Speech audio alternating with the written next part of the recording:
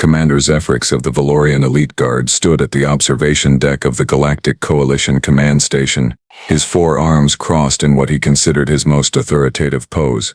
40 years. 40 years of military service, and he had seen it all. The Thixian rebellion, crushed it. The Morvian border skirmish, resolved it with minimal casualties. The Great Keltar standoff. Do not even get him started on that masterpiece of tactical brilliance. So when Admiral Corvin summoned him for a new assignment, Zephrix practically floated into the briefing room. Another commendation, perhaps. Maybe even a promotion. He deserved it. He absolutely deserved it. Commander Zephrix, Admiral Corvin began, his three eyes blinking in that annoying way that suggested he was about to say something Zephrix would not like.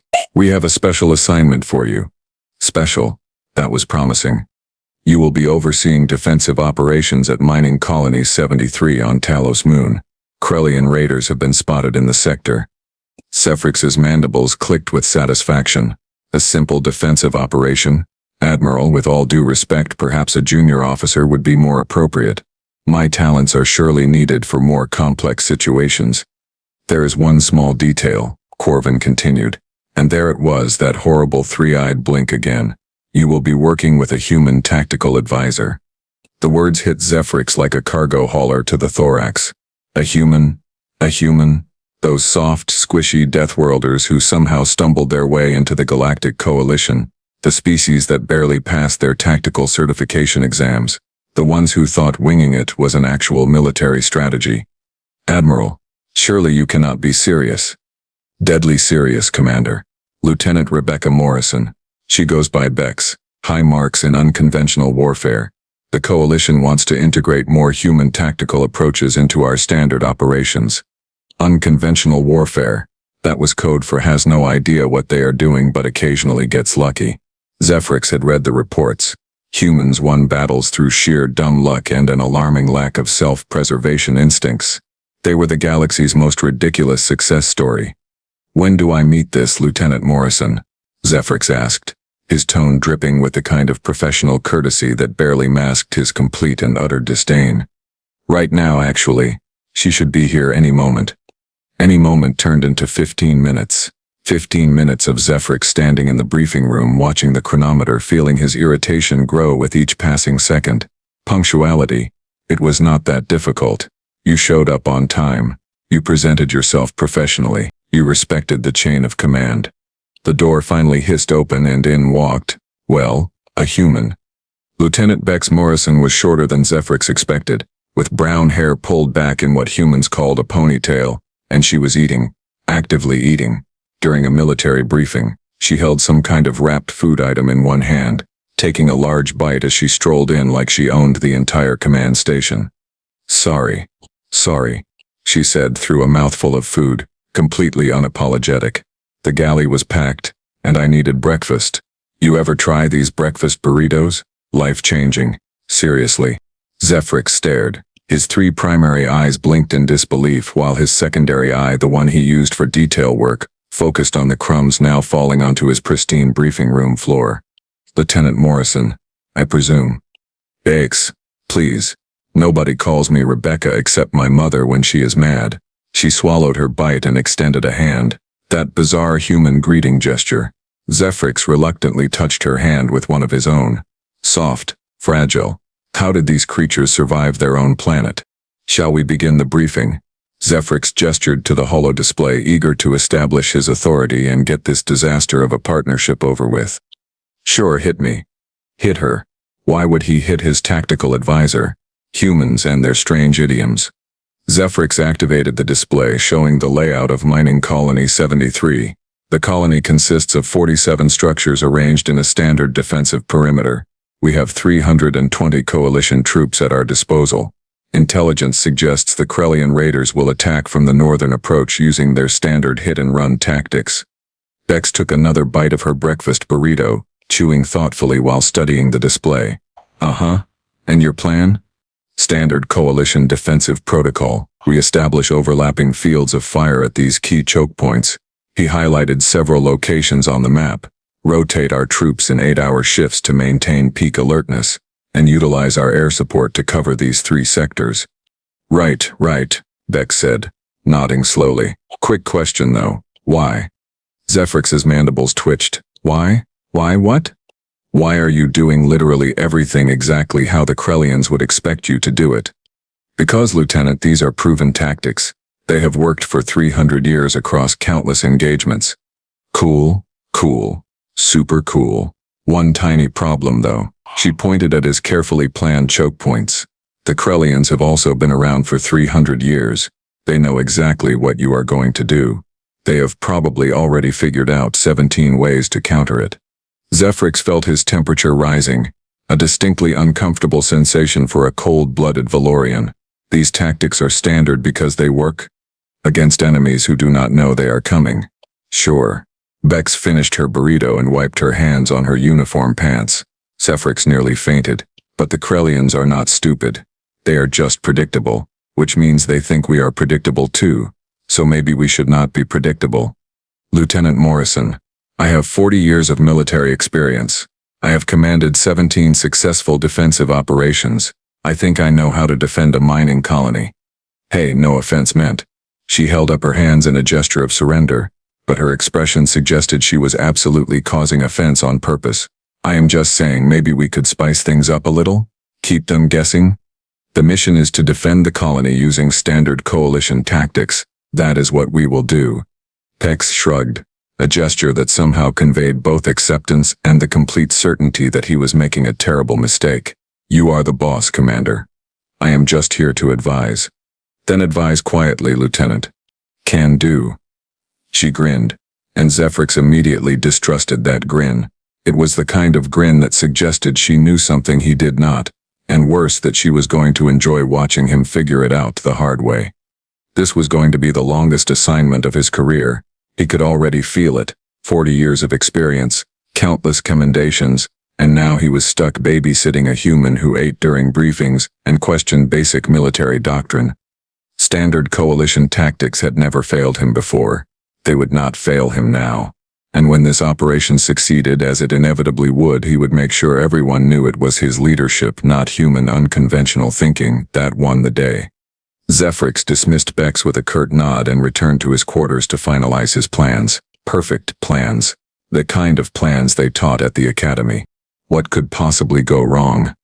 The Krellian attack arrived exactly 72 hours later, precisely as intelligence had predicted. Zephrix felt a surge of satisfaction as the sensors detected incoming vessels from the northern approach. See? Predictable. Everything was predictable when you had experience and proper training. All units, assume defensive positions according to plan. Theta 7, Zephrix commanded, his voice steady and authoritative across the command channel. 320 coalition troops moved into their assigned positions with mechanical precision. Beautiful. Textbook. Perfect. He watched the tactical display with the confidence of a commander who had done this exact thing 16 times before. Overlapping fields of fire, check. Air support positioned for maximum coverage, check. Reserves staged for rapid deployment, check. The Krellians were flying straight into a masterfully constructed defensive trap. Commander. Bex's voice crackled over his personal command. I count 17 problems with your current formation. 17. She said 17. In the span of what, 30 seconds? Lieutenant Morrison, the operation has commenced. Please maintain calm discipline. Right, but hear me out. Your eastern flank is exposed to enfilade fire if they swing wide. Your air support is bunched up. One lucky shot takes out half your coverage. Your reserves are too far back to respond to a breakthrough. Your choke points funnel our own troops into kill zones. Lieutenant, I gave you an order. I am just saying, if I were the Krellians, I would swing wide east, bait your air support into pursuing, punch through your weakened center, and have your reserves tied up responding to a feint while my main force flanks your... Enough. Zephrix cut the calm. Humans, always overthinking, always second-guessing. This was why they barely passed their tactical exams. The first wave of Krellian fighters screamed toward the northern choke point. Zephrix allowed himself a small click of satisfaction. All units, engage at will. Remember your training. Fight like a normal species with proper military discipline. You first. Bex's voice came through the command channel, and Zephrix could hear the smirk in her tone. What did that even mean? He was fighting like a normal species. That was the entire point. The coalition forces opened fire, a coordinated barrage that should have shredded the incoming Krellian fighters. Except the Krellians did not fly through the choke point. They swung wide. East. Oh no. Eastern flank. Adjust fire, Zephrix commanded. But even as he said it, he watched 3 Krellian bombers angle toward his bunched-up air support. 1 missile. That was all it took. 1 perfectly placed missile and half his air coverage evaporated in a brilliant flash of expanding plasma. Commander, they are baiting our reserves, his tactical officer reported, mandibles clicking nervously. I can see that, Zephrix snapped, watching in growing horror as the Krellians executed a feint toward the southern sector. His reserves, following standard protocol, moved to intercept, which meant they were now completely out of position when the main Krellian force punched straight through his center. Exactly like Bex had said. Exactly. All units, fall back to secondary positions, Zephrix ordered, his mind racing. This was fine. This was manageable. Secondary defensive positions were part of the plan, completely standard procedure. Except the Krellians had already anticipated secondary positions. They split their formation, hitting both flanks simultaneously while maintaining pressure on the center. Coalition troops scrambled trying to adjust, but the Krellians moved with the fluid certainty of an enemy who knew exactly what their opponent would do next. Because they did know, they had fought coalition forces 1,000 times. They had seen these exact tactics, these exact formations, these exact responses. Casualty reports started flooding in. 3 dead, 7 wounded, 12 dead, 20 wounded. The numbers climbed with horrifying speed. Commander, we are being overwhelmed on the western perimeter. Eastern flank is collapsing. We have lost contact with Firebase Delta. Zephrix felt something cold and unfamiliar crawling up his spine. Panic. He was panicking. 40 years of experience and he was panicking like a fresh academy graduate. No. No. He was Commander Zephrix. He had 40 years of experience. He just needed to stay calm, follow protocol, trust the training. All units, maintain your positions. Do not break formation. Commander. Bex's voice cut through the chaos, irritatingly calm. Permission to handle this the human way? Absolutely not. We follow standard coalition tactics. Adjust fire patterns to configuration Zeta 9. Rotate reserves to cover the western collapse. Air support, provide cover for... They already know what Zeta 9 looks like. Bex interrupted. They probably have it programmed into their tactical computers. Lieutenant Morrison, I am in command here. Yeah, and how is that working out for you? Zephrix wanted to scream. He wanted to reach through the CUM system and strangle this insufferable human who had predicted this exact disaster and was now watching it unfold with what sounded like bored amusement. We follow protocol, he insisted, even as another casualty report came through. 37 dead now. 37. Reinforcements will arrive from Sector Command in 6 hours. We will all be dead in 6 hours. Then we die following proper military procedure. Wow. Inspiring. I should put that on a motivational poster. The tactical display was a nightmare. Red icons everywhere representing either destroyed positions or units under heavy fire. The Krellians were not just winning. They were dissecting his defense with surgical precision. Every move he made, they countered. Every adjustment they anticipated. Every single textbook response, they had already planned for. Firebase Echo is gone. Western perimeter has completely collapsed. Krellian ground forces are landing inside the colony. Inside, they were inside. His perfect defensive perimeter, his carefully planned choke points, his overlapping fields of fire, all useless. The Krellians were now in the colony itself, moving through the structures, hunting down coalition troops who were desperately trying to fight a defensive battle they had not trained for. All units, fall back to the command center. We will make our stand there. Commander, that is a terrible idea, Bex said flatly. I did not ask for your opinion, Lieutenant. The command center has 3 entry points and no rear exit. You are going to bottle up all our remaining troops in a building the Krellians can just bomb from orbit. It is defensible. It is a coffin.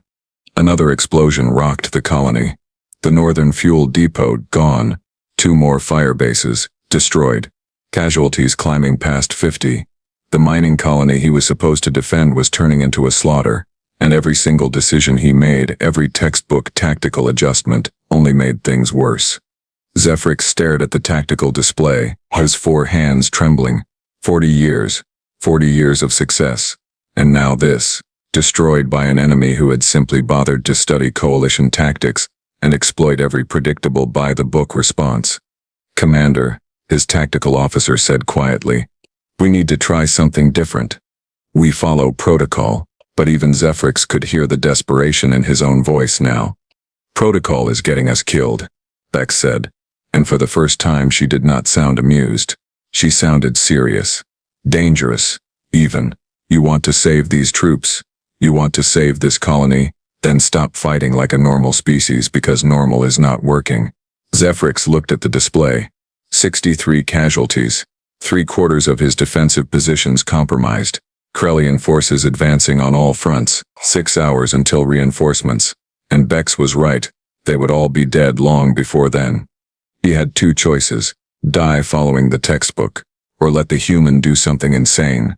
Both options were terrible, but only one of them meant certain death. "Fine," he said, the word tasting like poison. "Fine. You have operational control. Do whatever ridiculous thing you humans do."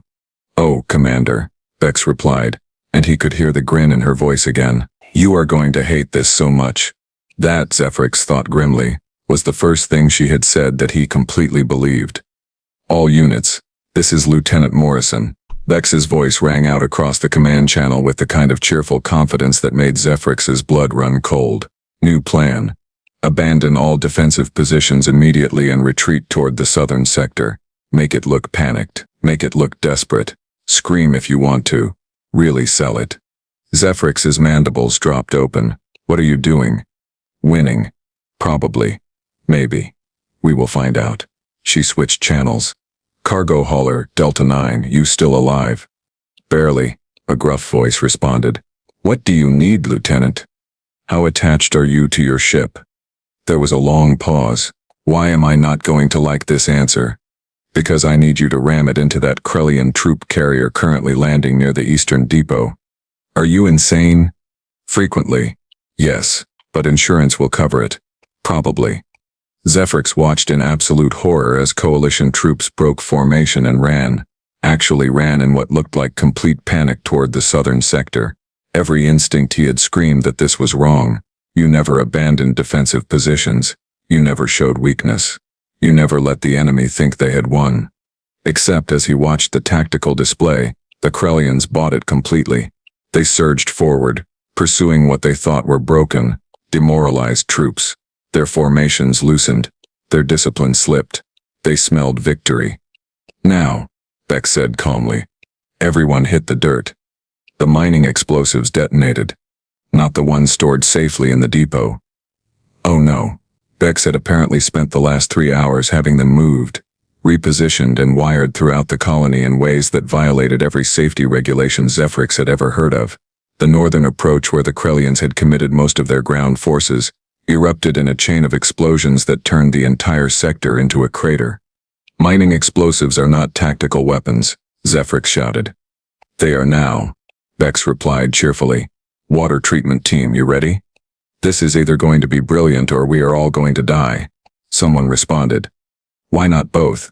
Fire it up." Zephrix pulled up the feed from the water treatment plant and immediately wished he had not. The humans had somehow impossibly jury-rigged the industrial heating system, the chemical storage tanks and the high-pressure water pumps into something that looked like it belonged in a nightmare. When they activated it, a stream of superheated chemical-laced vapor shot out across the western approach, turning the entire area into a flaming hellscape. "That is not how water treatment plants work," Zephrix screamed. "It is today." Bex sounded genuinely delighted. "Oh, and heads up. Cargo hauler Delta 9 is coming in hot." The cargo hauler, a massive civilian vessel designed for transporting ore, came screaming out of the sky at a completely unsafe velocity. Its pilot, apparently having decided that if he was going to die it might as well be spectacular, aimed straight for the Krellian troop carrier. The impact was catastrophic. Both ships exploded in a fireball that lit up the colony like a second sun. "Insurance is definitely not going to cover that." The pilot's voice came through, slightly singed but alive. but worth it. The Krellians, who had been pressing their advantage, suddenly found themselves in complete disarray. Their northern forces were gone, vaporized by mining explosives. Their western approach was on fire. Their primary troop carrier was scattered across half a kilometer of moon surface, and the coalition forces they thought were retreating in panic had suddenly stopped running and were now firing from cover. All air support. I know you are scared and confused right now, Bex continued, her tone conversational like she was discussing dinner plans, but I need you to do something really stupid. Fly straight at their bomber squadron. That is suicide, one of the pilots protested. Not if you break off at the last second and let them shoot each other. They are in a tight formation because that is what the textbook says to do. Use it against them. Zephrix watched, his brain struggling to process what he was seeing. The coalition fighters dove toward the Krellian bombers in what looked like a suicidal charge. The Krellians, following their training, opened fire. The coalition fighters broke formation at the last possible second, scattering in completely random directions with no coordination whatsoever. The Krellians, still in their tight textbook formation, ended up shooting each other. This is insane, Zephrix whispered. This is working, Bex corrected. Okay, ground teams. New plan. Stop acting scared and start acting weird. Charge positions you cannot possibly hold. Retreat from positions you are winning. Fire at nothing. Make them think you have lost your minds. Have we lost our minds? Someone asked. Probably. Just go with it. What followed was the most bizarre display of military tactics Zephrix had ever witnessed. Coalition troops charged Krellian positions with apparent suicidal intent, then retreated before contact. They fired volleys at empty air. They screamed random things over open channels. One squad started singing something called "Never Gonna Give You Up," which made absolutely no tactical sense but seemed to deeply unsettle the Krellians. And it worked. Saints of the Void, it actually worked. The Krellians, trained to fight predictable enemies using predictable tactics, had no idea how to respond to complete chaos. They hesitated. They second-guessed. They tried to find the pattern, the logic, the tactical reasoning behind what the coalition was doing. There was none. That was the entire point. They are trying to flank our southern position, Bex mused, watching the display. That is adorable. Okay, southern team, abandon that position and set up in the maintenance tunnels. Yes, the ones that are structurally unsound and scheduled for demolition. Those ones. This violates every safety protocol. So does getting shot by Krellians. Get moving. Zephrix watched the Krellian forces commit to flanking a position the coalition had already abandoned. By the time they realized their mistake, coalition troops were firing from the maintenance tunnels, which then partially collapsed, trapping a dozen Krellian soldiers under rubble. Did you plan that collapse? Zephrix asked weakly. Nope. Happy accident. I love happy accidents. The battle continued, but the momentum had completely shifted. Every time the Krellians tried to adapt, Bex changed tactics, not to something better but to something different, and equally insane. She used cargo containers as improvised battering rams. She had troops throw their rations at enemy positions to create confusion. She convinced someone to flood an entire sector with coolant, turning it into an ice rink that sent Krellian soldiers sliding helplessly into walls. Nothing made sense. Nothing followed any tactical doctrine. Nothing was predictable. And that was why it worked. Zephrix felt something shift in his understanding of warfare. He had spent 40 years learning to think 3 steps ahead, to anticipate enemy movements, to respond with calculated precision. But what if your enemy could not anticipate your movements because you had no idea what you were going to do until you did it? The humans did not win fights. Despite being chaotic, they won because they were chaotic. Krellian forces are retreating, his tactical officer reported, disbelief evident in his voice. They are actually retreating. Of course they are, Bex said, sounding satisfied. They came here expecting a fight. Instead they got whatever this was. Nobody trains for whatever this was. Zephrix stared at the tactical display. The colony was a mess. The water treatment plant was probably going to need a complete rebuild. The maintenance tunnels were half collapsed. There were fires in 6 different sectors. The safety violations alone would take weeks to document. But they had won. Against superior numbers, against a surprise attack, against an enemy that had countered every standard tactic, They had won.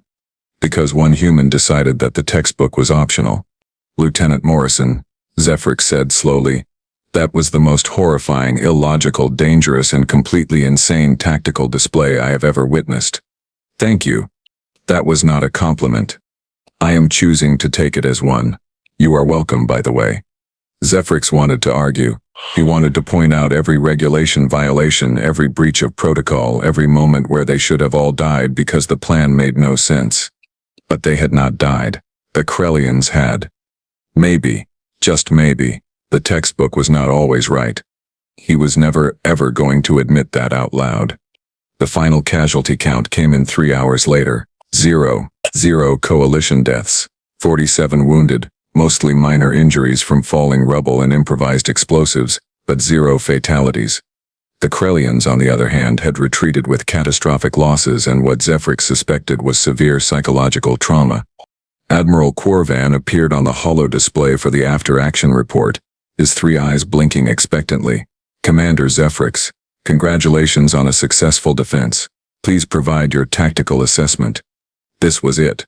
Zephrix's moment to salvage his dignity, his reputation, his career. He straightened all 4 arms and clicked his mandibles with authority. Thank you, Admiral. The operation proceeded according to standard defensive protocols. When initial contact proved challenging, I made the tactical decision to implement adaptive countermeasures, utilizing unconventional asset deployment and psychological warfare tactics to destabilize enemy morale. The result was a complete rout of Krellian forces with minimal friendly casualties. It sounded good. Professional. The kind of report that would look excellent in his service record. Interesting, Admiral Corvan said slowly. Lieutenant Morrison, do you concur with this assessment? Bex's face appeared in a smaller window on the display and Zephrix felt his heart sink at her expression. That grin, that terrible knowing grin. Oh, I have a slightly different recollection, Admiral. Would you like to see the actual footage? No, that will not be necessary, Zephrix said quickly. I think it is very necessary, Admiral Corvan replied. The footage played. Every horrible second of it. Zephrix ordering textbook formations, Zephrix ignoring Bex's warnings, Zephrix watching his perfect defensive plan collapse. And then in crystal clear audio, Zephrix's voice, fight like a normal species with proper military discipline, followed immediately by Bex's response, you first. And then, the chaos. All of it. The mining explosives, the improvised flamethrower, the cargo hauler ramming, the maintenance tunnel collapse, everything, with Bex's cheerful running commentary providing context for every regulation violation and safety breach. Admiral Corvan's 3 eyes blinked very, very slowly. Commander Zephrix, did you or did you not give Lieutenant Morrison operational control only after your defensive plan had completely failed? That is to say, the situation required strategic flexibility and... Yes or no, Commander?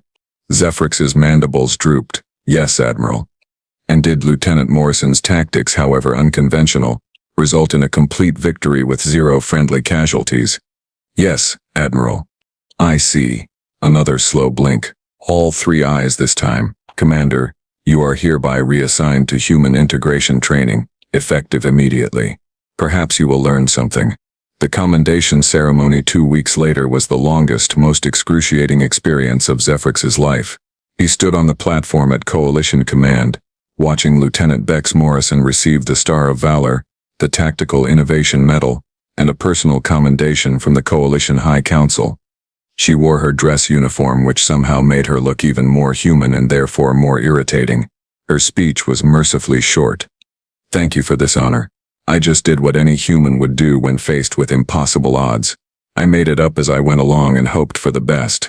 Turns out, that works pretty well when everyone else is following a 300-year-old playbook. The applause was thunderous. Zephrix received a certificate of completion for attending the engagement, and a formal reprimand for tactical rigidity in the face of evolving combat scenarios. He wanted to die. Valorians could not actually die of embarrassment, but he was willing to try. The worst part came the following month when he was forced, absolutely forced, to attend Lieutenant Morrison's tactical seminar. The title alone made him want to resign his commission. Why Your Textbook is Garbage, A Human Approach to Modern Warfare. The lecture hall was packed. Officers from every species in the coalition filled the seats, all eager to learn from the human who had turned military doctrine on its head. Bex stood at the podium, that insufferable grin still in place. "Good morning, everyone. Let me start with a simple question. How many of you have read the Coalition Tactical Manual?" Every hand went up, including Zephrix's. "Cool. Now how many of you have memorized it?" Most hands stayed up. "And how many of you think the Krellians, the Thexians, the Morvians, and every other hostile species in the galaxy have also read it?" Slowly, very slowly, the hands came down. "That is the problem," Bex continued. "You are all fighting the same way, using the same tactics, making the same moves. You are predictable, and predictable gets you killed." She clicked to the first slide, a picture of Mining Colony 73 post-battle. "Humans do not win because we are stronger, or smarter, or better trained. We win because we are unpredictable, because we are willing to break every rule if it means survival. Because on Earth, everything was trying to kill us for so long that we learned to be creative or die." Zephrix listened, his mandibles clicking thoughtfully. She was right. He hated that she was right, but she was right. Humans were not lucky. They were terrifying. They had survived a planet that killed most things that lived on it, and they had done it by being too stubborn, too creative, and too insane to give up. The lecture continued for 2 hours. Bex showed footage, broke down decisions, explained the psychology of chaos. By the end, every officer in that room was frantically taking notes. The galaxy's normal species were going to have to rewrite every military manual, because the humans had arrived and they played by completely different rules. After the lecture, Bex found Zephrix in the hallway. "Hey, Commander. No hard feelings about the whole ceremony thing, right?" "I have numerous hard feelings, Lieutenant." "Fair." She reached into her bag and pulled out a wrapped bundle. "Here, peace offering." Zephrix looked at it suspiciously. "What is that?" "Breakfast burrito." Breakfast-burrito. "Vegetarian, since I do not know what Valorians eat. But trust me, these things are amazing. Life-changing. Even..." He stared at the offered food item. Every instinct told him to refuse it, to maintain his dignity, to not accept anything from this human who had humiliated him so thoroughly. But his mandibles clicked with curiosity. What is in it? Eggs, cheese, beans, salsa, all wrapped in a tortilla. It is basically chaos in food form. You will love it. Chaos in food form. Of course that was how humans described their breakfast. Zephrix took the burrito carefully. "I am not saying thank you." "You just did." He unwrapped it and took a cautious bite. Flavor exploded across his taste receptors. It was messy, illogical, completely unstructured, and genuinely delicious. Just like human tactics. "Not bad," he admitted grudgingly. "Told you." Bex grinned and started walking away. "See you next seminar, Commander." Week 3 is titled "Why Retreating is Sometimes Advancing and Also Maybe Sideways." Zephrix watched her go, eating his breakfast burrito in the hallway of Coalition Command, his 40 years of military experience feeling suddenly very inadequate. Maybe Deathworlders were not the problem. Maybe the problem was that everyone else in the galaxy had become too comfortable, too predictable, too reliant on tactics that worked against enemies who thought the same way. The humans thought differently. They had to. Their planet had given them no choice. And now they were here eating breakfast during briefings, turning water treatment plants into weapons, and winning battles that should have been impossible. The galaxy was going to have to adapt. Zephrix took another bite of his burrito and clicked his mandibles thoughtfully. Maybe, just maybe, adapting would not be so terrible after all. As long as he never ever had to ram a cargo hauler into anything. He drew the line there. Probably,